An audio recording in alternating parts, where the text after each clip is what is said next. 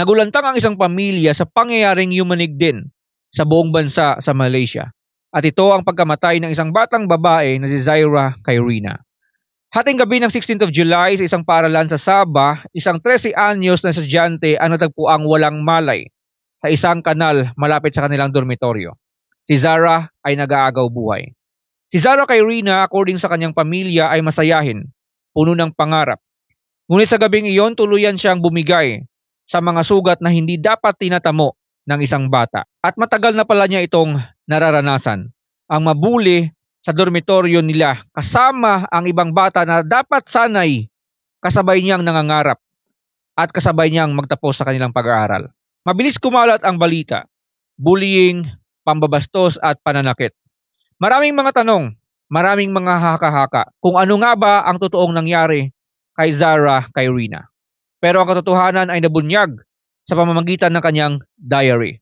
Dahil doon sa kanyang diary nakasulat ang lahat ng kung ano-ano ang kanyang napagdaanan sa kanilang dormitoryo.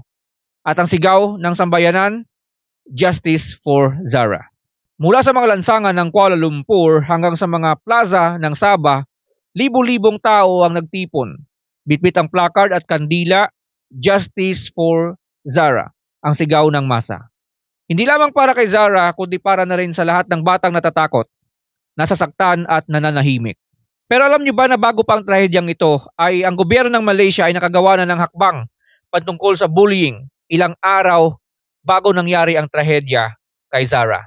Dahil noong July 11, 2025, ilang araw bago ang insidente, pinirmahan na ang bagong batas, mga amyenda sa Penal Code na naglalayong gawing krimen ang pambubuli sa Malaysia. At sinong mag-aakala na si Zara Khairina ang maging unang pagsubok sa batas na ito? Ang unang batang may uulat sa ganitong pangyayari. At ito rin ang unang pagkakataon sa kasaysayan ng bansang Malaysia na may malinaw at mabigat na parusa laban sa bullying.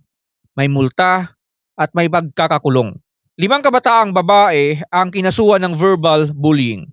Hindi pa tapos ang investigasyon kung paano siya namatay, ngunit nagsimula na ang pag-igting ng batas laban sa pang-aapi o pambubuli. At dito makikita ang seryosong pagtugon ng pamahalaang Malaysia.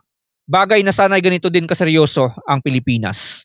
Patungkol sa mga bullying at krimen na kinakasangkutan ng mga minor de edad. Kasi kung ikukumpara natin guys, dito sa Pilipinas, tila kulang ang seryosong aksyon laban sa bullying at krimen na kinakasangkutan ng mga kabataan dito sa Pilipinas. Ang ating batas na Anti-Bullying Act ay kulang sa ngipin. At sa ilalim ng Juvenile Justice Welfare Act, ang criminal liability sa Pilipinas ay 15 years old. Ibig sabihin maraming mga kaso ng bullying at krimen na kinakasangkutan ng mga kabataan ang hindi nabibigyan ng tamang parusa. Dahil ang mga gumagawa nito ay minor de edad o hindi pa nasa 15 years old ang kanilang edad. Dahil sa totoo lang guys, kahit 12 years old ay alam na ang tama sa mali. So dapat din sila magkaroon ng pananagutan sa kanilang mga aksyon. Ito ang aral na dapat nating matutunan sa Malaysia. Ang kaligtasan at dignidad ng mga kabataan ang dapat na pangunahing prioridad. Pero kung sino man ang magkakasala sa batas o makagawa ng krimen ay dapat ding maparusahan. Dahil sa Malaysia guys, alam nyo ba na ang criminal liability sa Malaysia ay 10 years old.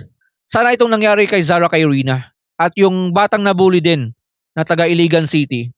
Sana ito na yung maging eye-opener sa ating lahat na dapat na or oras na para seryosohin ang laban kontra bullying at bigyan ng sapat na pananagutan ang mga bata na nagkasala o nakagawa ng krimen at ibaba na ang criminal liability sa Pilipinas. Dahil sa totoo lang guys, kahit 12 years old, alam na ang tama sa mali. Ito ang kwento ni Zara Khairina. Kwento ng sakit, ng galit at pag-asa. At sana itong kwentong ito ay maging eye-opener na rin at mabigyan ng pagbabago ang batas na meron tayo. Yan po ang storya sa araw na to guys, and papagoy once again saying keep telling stories that matter. Ikaw, meron ka bang kakilala na kailangan ang kwentong ito? Share mo naman sa kanya ang video na to.